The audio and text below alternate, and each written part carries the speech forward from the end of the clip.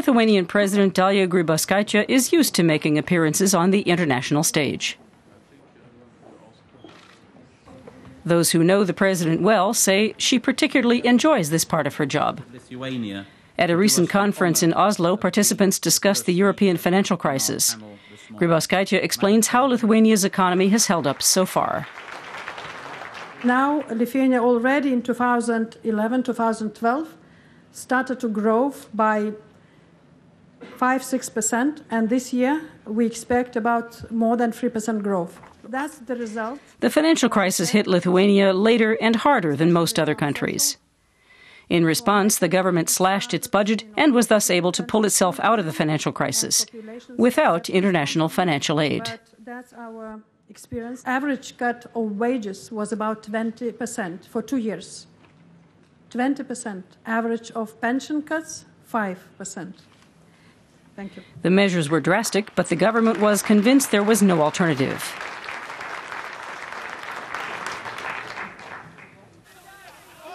In 1991, not long after Lithuania declared its independence from the Soviet Union, Grybauskaite completed her university studies. She's a political economist by training. Later, she worked at 2 Lithuanian government ministries, International Economic Relations and Foreign Affairs. From 2001 to 2004, Grybauskaite served as Lithuania's finance minister. Then she made the move to European politics. In 2004, she was appointed EU Commissioner for Financial Programming and the Budget.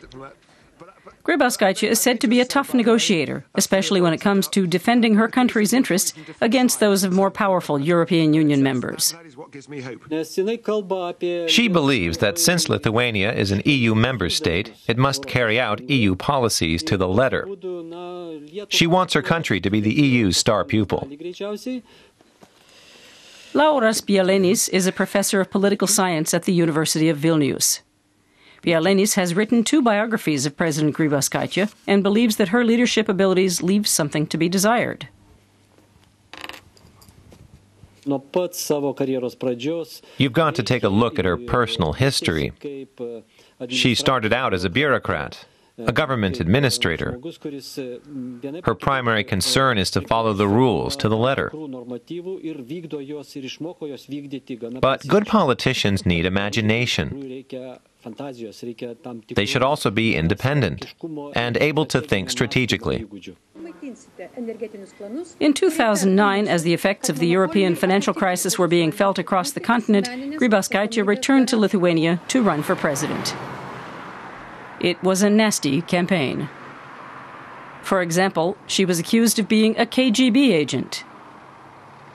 The Yellow Press claimed that Grybauskaite, who was never married, was a lesbian. The candidate denied the allegations. Despite all this, she went on to win the election in a landslide and became Lithuania's first female president. Her campaign platform, although it was short on specifics, was based on a clear political vision: the fight against corruption, the oligarchs and the underground economy. That was the centerpiece of her platform. She believed that if she could stamp out corruption, she'd make a name for herself as president. After the election, she supported the government's efforts to slash the federal budget. Lithuania's economy recovered and is growing quickly. For her efforts, she was awarded this year's Charlemagne Prize.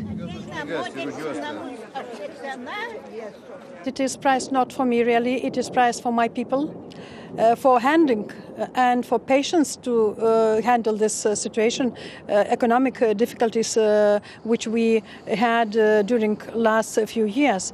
And it's also the respect for all Baltic region, because not only Lithuania, we all 3 countries suffered.